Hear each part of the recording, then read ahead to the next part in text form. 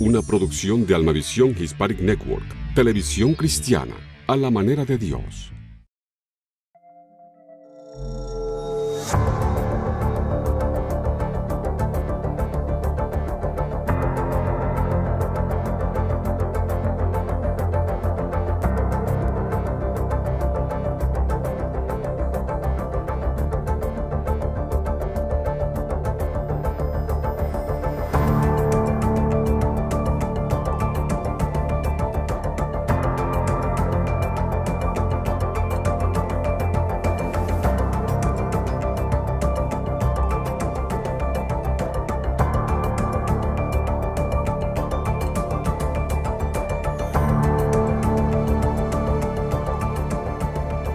Hola, ¿qué tal amigos? Soy Raquel Reguera. Y yo soy Daniel Beltrán. Bienvenidos a Punto de Encuentro. Bienvenidos. ¿Cómo estás, Daniel? La verdad es que muy animado y con muchas ganas de empezar con el programa de hoy, en que vamos a hablar de humanos gigantes. Ah, humanos gigantes. Sí, tú estás como siempre muy animado, pero déjame decirte que yo estoy estupefacta, patidifusa, vamos, boquiabierta y asombrada con lo que nos trajiste en el programa anterior acerca de esos affairs amorosos entre los neandertales y el Homo sapiens. Eso es increíble, Daniel. Sí, la verdad es que a mí también me dejó, me hizo tambalearme un poquito, ¿no? Porque siempre pensamos en el hombre, ¿no?, como algo tan puro, ¿no? Y vemos que, bueno, que la genética nos muestra que tal vez la realidad fuera otra. La verdad es que, bueno, a algunos seguro que les ha quitado el sueño, a mí todavía eso, ¿no? Hay otras cosas que me quitan el sueño, pero tenemos que decir y aclarar que aquí en Punto de Encuentro intentamos ser lo más rigurosos posibles. Y de hecho, el señor Beltrán, el doctor Daniel Beltrán, bueno, pues es un experto en genética humana, así es que tenemos por seguro que todo lo que nos trae aquí a Punto de Encuentro es algo que está estudiado, está rigurosamente expuesto y que lleva, bueno, pues muchos años de estudio, ¿verdad, Dani? Sí, bueno, la verdad es que el tema de los híbridos entre Homo sapiens y neandertal es algo que se ha descubierto recientemente, en los últimos 8 años. Hay varias publicaciones en las mejores revistas, pero eso está bien contrastado. Estamos digamos, en un campo en que se utiliza la genética por primera vez en los últimos años y es todo un campo abierto, pero los resultados están contrastados y han pasado por un proceso muy riguroso de revisión en revistas como Science y Nature, que son las mejores revistas científicas del mundo. No han publicado en revistas de tercer nivel o de tercera clase, sino en las mejores revistas que hay, con los procesos de revisión más exhaustivos que existen. Y seguimos, después de este proceso de revisión dado por el doctor Daniel Beltrán, seguimos con el tema de los nefilim y si estos nefilim eran ángeles caídos. Hoy ya vamos a terminar con esta aproximación y vamos a hablar de otras, porque hemos estado viendo si eran ángeles caídos, si eran híbridos resultado de las relaciones entre los ángeles caídos o las mujeres, si eran generaciones preadámicas con una estatura elevada o si eran, bueno, pues estos resultados de neandertal con Homo sapiens, de estos matrimonios furtivos, no sé lo que eran bien, pero el caso es que, bueno, pues esta aproximación, bueno, pues puede tener muchísimas vertientes y desde el punto de vista teológico también ha tenido sus más y sus menos, Daniel. Fíjate, podemos pensar, ¿no hay ningún teólogo que ha pensado esto? Bueno, pues no es cierto. Teológicamente hablando, la antigua sinagoga y la iglesia primitiva cristiana estaba apegada a este concepto de que, bueno, pues los hijos de Dios, los nefilim, eran ángeles caídos. ¿Y a qué se debe esto? Pues se debe primero a la traducción que hizo la Septuaginta. Pero dices 70. ángeles caídos, o sea, que los nefilim eran híbridos entre ángeles caídos y mujeres.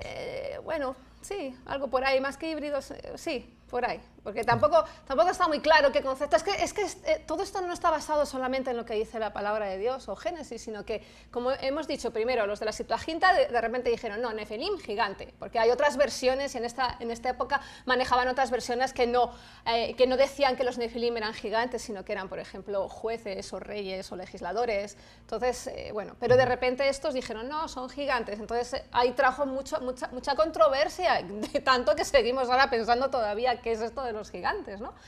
Pero luego la mayor influencia fue la tremenda popularidad que tenían, como ya hemos dicho en otros programas, los libros apócrifos, el libro de Enoc, el libro de Tobías, que hablaba acerca de los ángeles. ¿Qué era el libro apócrifo? Bueno, pues ya hemos dicho, forma parte de la literatura apocalíptica judía y bueno, pues está lleno de fantasía, está muy vinculado con el gnosticismo y con el esoterismo. ¿Qué pasa? Bueno, pues que en la cultura judía esto de la aproximación a los ángeles o cómo ellos entendían a los ángeles es muy interesante. Para ellos, fíjate tú, Daniel, los ángeles era una figura bastante respetada, porque ellos mismos consideraban que estos ángeles eran los intermediarios del pacto entre Dios y los hombres. De hecho, en el famoso discurso de Esteban ante el Sanedrín, bien hablaba de vosotros que habéis aceptado la ley que ha sido dada o mediada por los ángeles, ¿no? Entonces, eran unas figuras respetadas.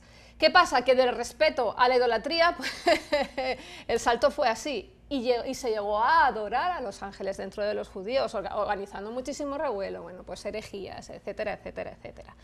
Eso estaba muy metido y muy vinculado dentro del gnosticismo. Como ya he dicho, el gnosticismo, bueno, es una corriente secularizante que mezcla filosofía, religión y que fue muy popular y que estuvo muy mimetizada con los judíos y con los cristianos de los 3 primeros siglos. No era cristianismo, era gnosticismo, y hay que hacer una diferencia clara. Pero esto estaba amenazando la Iglesia. Amenazó, de hecho Pablo constantemente tenía que llamar la atención, por ejemplo, en Colosenses, ¿no? En Colosenses 2:18 decía, no dejen que les prive de esta realidad ninguno de esos que se afanan en fingir humildad y adoran a los ángeles. Él estaba directamente diciendo, cuidado, porque sabes que este gnosticismo decía que se tenía que adorar a los ángeles y minimizaba la figura de Jesús porque consideraban que Jesús era un ángel.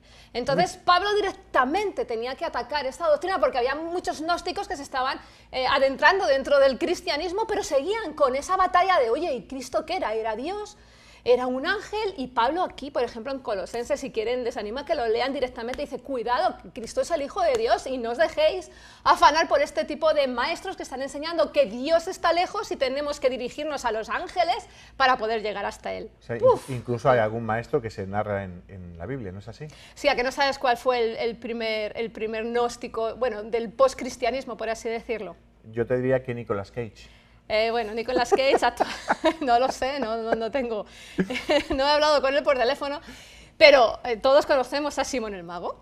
Ajá. Simón el Mago se puede considerar como el padre del gnosticismo. Es que aparece en la Biblia, es de Dios Simón el Mago. Espérate que Pedro le reprendió por activa y por pasiva. Es que porque quiso utilizar el Espíritu Santo para sacar provecho. Ajá, sí, es así. Entonces, bueno, pues dejando claro de dónde viene esto, hemos visto que esta idea de que los nefilim son ángeles caídos, en estos primeros teólogos o pensadores está muy mezclado con las ideas del gnosticismo. Y me puedo imaginar el riesgo que supuso para la Iglesia.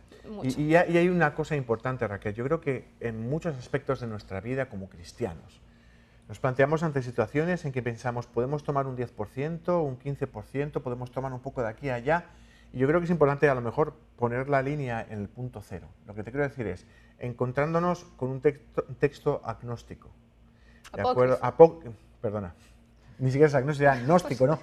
Apócrifo, sí. Un texto apócrifo que decimos que no es revelado. ¿Hasta qué punto tomamos? Para mí el punto está en el punto cero, no tomar. Pasa igual como con Halloween. Ajá. Podemos meter a Halloween 5%, 10%, un poquito, que se vistan para acá y para allá. Y yo quiero, bajo mi punto de vista, mi modesto punto de vista como pastor, es que yo creo que hay que marcar una línea clara y decir, todo aquello que no es revelado por Dios y dado por Dios, es mejor, ¿sabes qué? Déjalo fuera de la Iglesia, déjalo fuera de la doctrina. Así es. Y bueno, pues esta doctrina pues, estuvo muy en boga en los 3 primeros siglos. Y tenemos a personajes como Filón de Alejandría, Josefo, como Justino Mártir, Clemente, Tertuliano, Ambrosio, Lactancio, que creyeron o que ellos creían esta teoría. Sin embargo, a partir del siglo III, los teólogos empezaron a levantar y dijeron, espérate, ¿qué estamos creyendo? Y más con todo el avance de todo esto del lo que estamos permitiendo, ¿no? Porque habría gente que creyese o no creyese, ¿no? Pero esto traería unos frutos a la Iglesia, ¿no? Y Juan Crisóstomo, Agustín, con el famoso libro La ciudad de Dios, o Teodoreto de Chipre, pues contendieron celosamente en contra de esta doctrina. Y de hecho hubo un obispo, pues Faustino de Brescia, que la declaró como herejía. Y a partir de ahí los antiguos teólogos dijeron, no, mira, vamos a apartarnos de esto de que los nefilim son ángeles caídos y vamos a pensar otras cosas. Bueno, de acuerdo. Ahora, Me estás hablando, claro, son de iglesia, digamos, más católica primitiva, ¿no? Ahora hay gente que yo escucho en internet que dicen que tanto con los judíos como los teólogos protestantes, por ejemplo, no, citan muchas veces, es que Lutero sí lo cree. No, ¿Es Lutero verdad o no, Lutero no, para nada. Lutero, ni Copen, ni Hoffman, ni Lutero creían que los Nefilim eran ángeles caídos. Al contrario, Lutero incluso, bueno, pues en sus estudios, él considera que eran tiranos. Entonces no tiene nada que ver.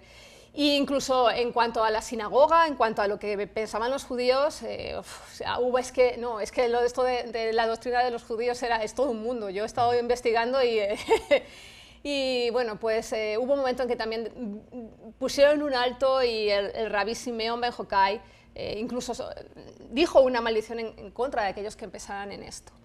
Bueno, no voy a llegar a esos límites, en la actualidad pues, el judaísmo pues lo ha ha desechado, pero generalmente lo desecha. O sea, la gente está seria. Desechado, la gente seria lo desecha, pero bueno, pues uno piensa, actualmente uno piensa lo que quiere, ¿no? Es lo y hay malo. que respetarlo, no por Exacto. pensar diferente que uno en temas así significa que no seamos parte del mismo cuerpo.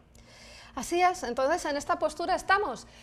¿Cuál fue la siguiente postura que vino en contra o a rebatir que los Nefilim eran ángeles caídos? Bueno, pues atendiendo al contexto en que se da, y también una cosa importante, que la escritura no fue escrita con puntos, comas, ni por capítulos, eso fue un invento posterior, un bonito invento que nos ayuda mucho a leerlo, pero el contexto real y la interpretación real viene leyendo de corrido el texto.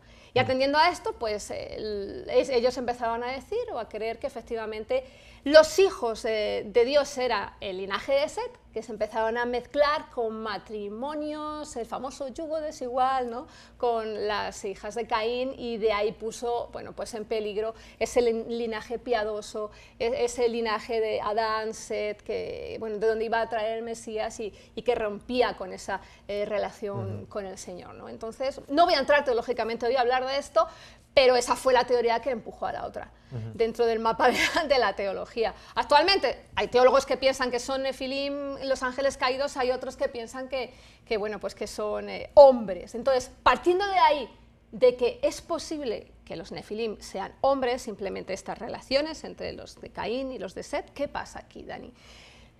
Científicamente podemos encontrar hombres de tamaño alto, gigantes. Bueno, vamos a ver. Hoy lo que voy a hacer es mirar eso, lo que me estás diciendo. ¿Qué fuentes voy a buscar? Pues arqueólogos. Y me voy a centrar un poquito en la zona de Israel, ¿de acuerdo?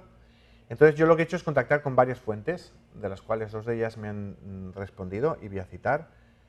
Una es el Instituto de Arqueología de Israel, que cuando les pregunto sobre las primeras poblaciones, ellos me dicen que hay cierta controversia en cuanto a las poblaciones anteriores al pueblo de Israel, con lo que se encontraron, y me recomienda un libro que se llama The Bible Unearthed, la Biblia desenterrada, que compré y leí.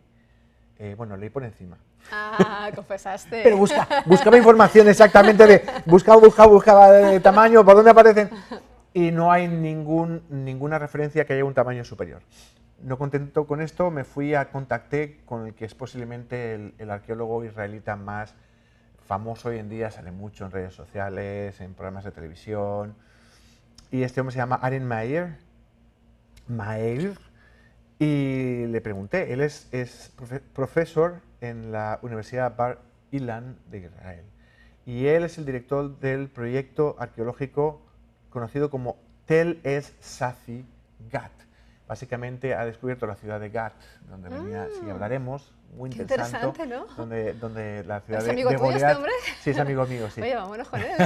Uy, ya le he dicho que me encantaría. Oh, wow. Están grabando esta semana en Jerusalén sobre arqueología bíblica. Oh, maravilloso. Qué maravilla. A ver cuándo sacan las imágenes. Siguientes las sacan para noviembre. Oye, pero qué amigos tienes tú, ¿no? Sí, bueno, todo es buscar a la gente. ¿Están en Facebook? Sí, está en Facebook.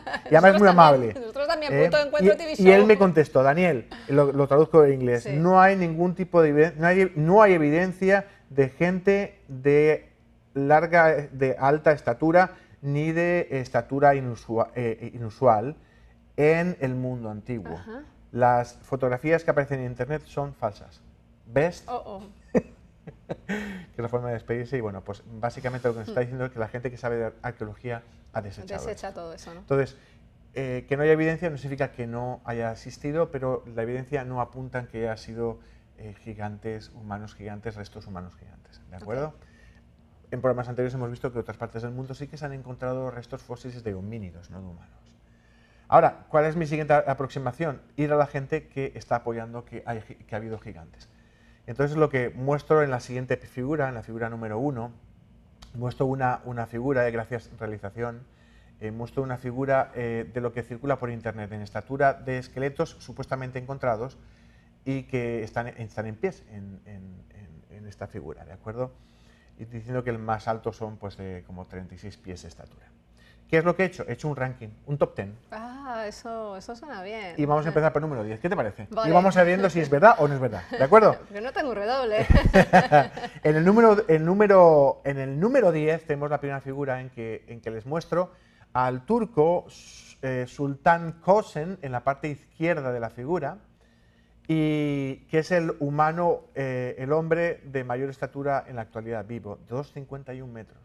Y en la parte derecha dos fotografías del que ha sido el hombre más alto del que se tiene un registro. Fue Robert Wadlow, que murió en el año 1940 y que llegó a alcanzar los 2,72 metros de estatura, lo cual es una barbaridad. Ambos casos tienen una enfermedad que se llama gigantismo, acromegalia, debido a que tiene un tumor benigno, un sobrecrecimiento de la glándula que produce la hormona de crecimiento, con lo cual cada vez producen más hormona de crecimiento, cada vez crecen más en vez de parar su estatura en la estatura que les hubiera correspondido. Y esto, por supuesto, en un momento determinado, este aumento de estatura trae muchos problemas esqueléticos, cardíacos, circulación. Y este es el top 10. En el top 9 tenemos a Maximus Thrax, que fue un emperador romano, del cual nos cuenta los registros, la historia augusta de entonces, que era un hombre de elevada estatura y que se tasó en 2 metros y 60 centímetros. No, ¡Wow! sí que fue alto. Se piensa que es una exageración, pero también se dice que este hombre daba miedo no solo por la estatura, sino por los rasgos tan marcados de su figura. Y ahí hay esculturas, del cual he encontrado una en internet, en que realmente parece que el hombre tenía los rasgos muy marcados, ¿no? La barbilla muy salida, los pómulos. Y estos son rasgos típicos, ¿sabes de qué? De nuevo, de acromegalia, de gigantismo. Entonces es posible que este emperador realmente hubiera tenido una patología, gigantismo. 2,60, nos hemos quedado en 2,52, 2,72, 2,60, ¿de acuerdo? Vamos entonces al número 8. Y en el número 8 tenemos a nuestro bien conocido por todos, Goliat.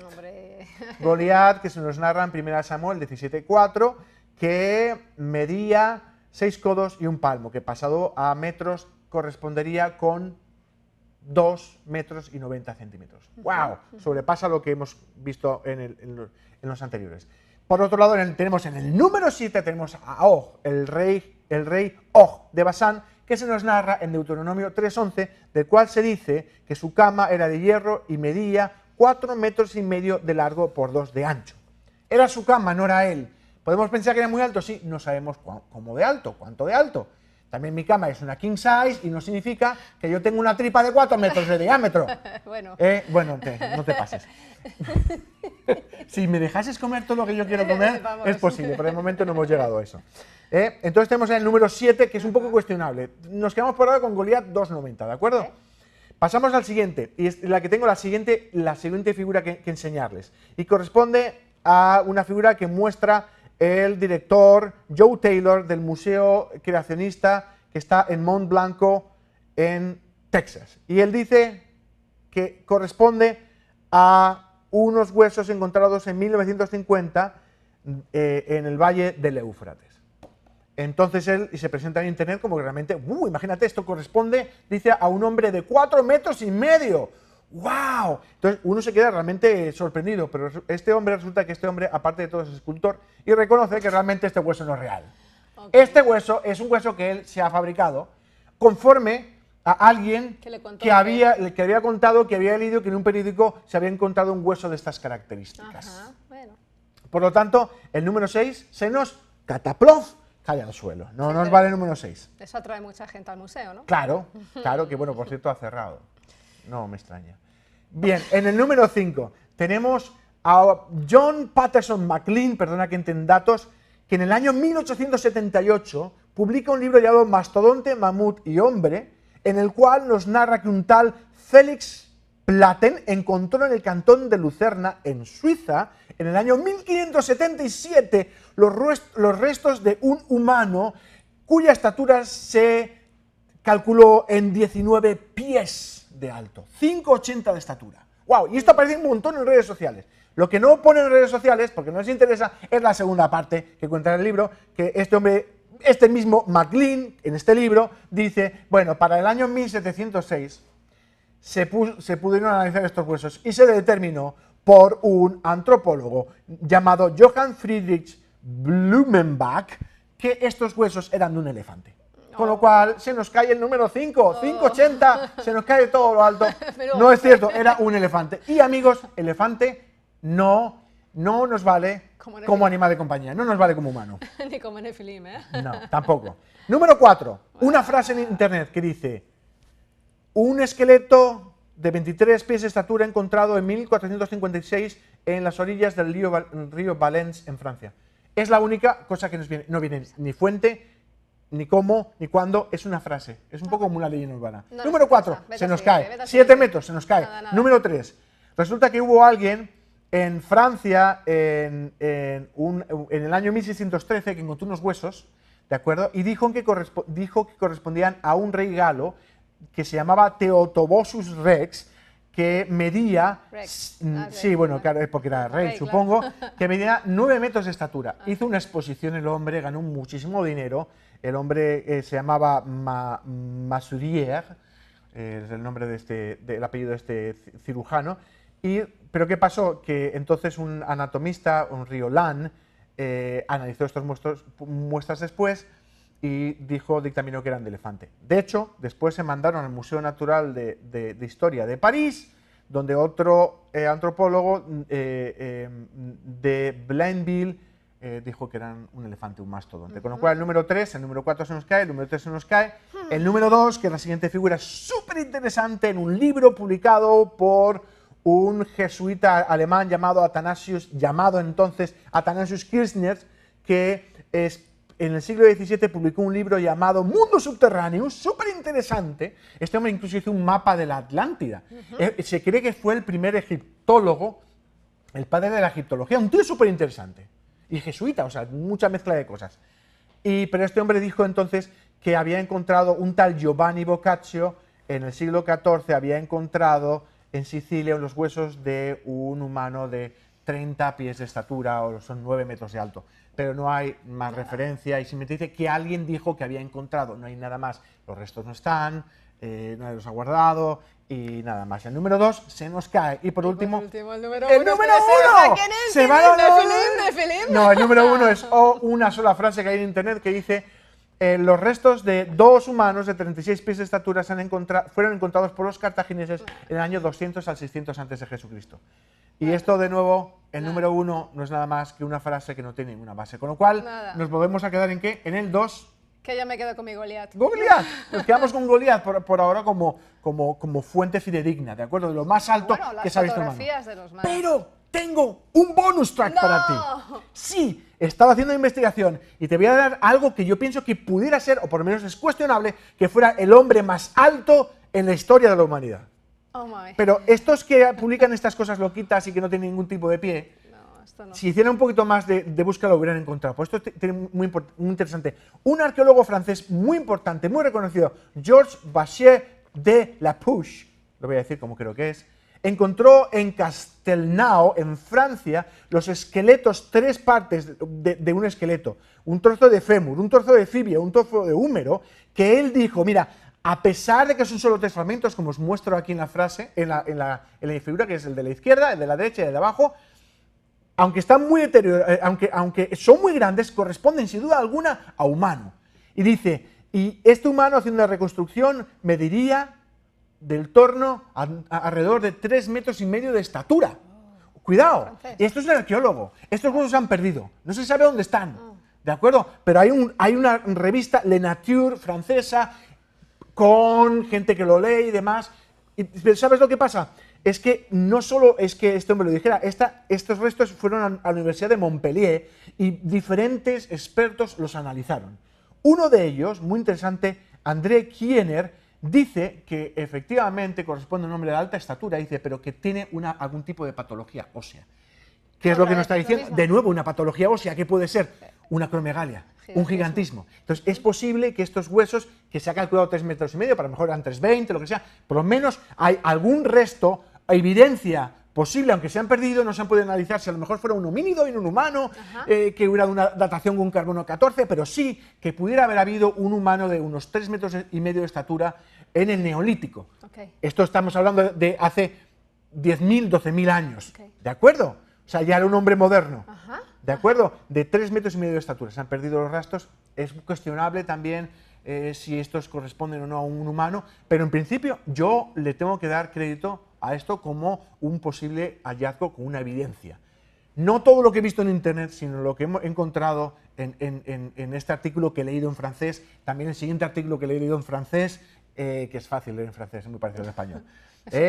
Y de nuevo, puede haber sido lo que tenemos. De nuevo, ¿ves cómo se repite? Tanto los dos, el hombre más alto vivo, el hombre más alto que se conoce, el emperador romano, este hombre también, a gente con gigantismo, con una enfermedad, ¿de acuerdo? Y como veremos, Goliat, yo creo que Goliat, que está también en nuestro top 5, yo creo que Goliat también tuvo gigantismo, como veremos en un par de temporadas. Bueno, nos quedamos con estas ideas. No sabemos si el gigante Castle No tendría o no salvación, pero usted sí que puede tenerla entregándose a Cristo. Él es nuestro punto de encuentro, nuestro gigante, por así decirlo, a nivel espiritual. Ha sido un placer tenerles. No hemos tenido tiempo para las redes sociales, sí, pero búsquenos. No se nos desconecten, estamos en Punto de Encuentro TV Show. Déjenos sus comentarios, sus aportaciones, porque son valiosas. A través de usted podemos hacer nuestro programa. Saludos a la Iglesia de Luzkin, a Lois, a Carmen y a los que han contestado la pregunta de esta semana. ¡Bendiciones! ¡Bendiciones!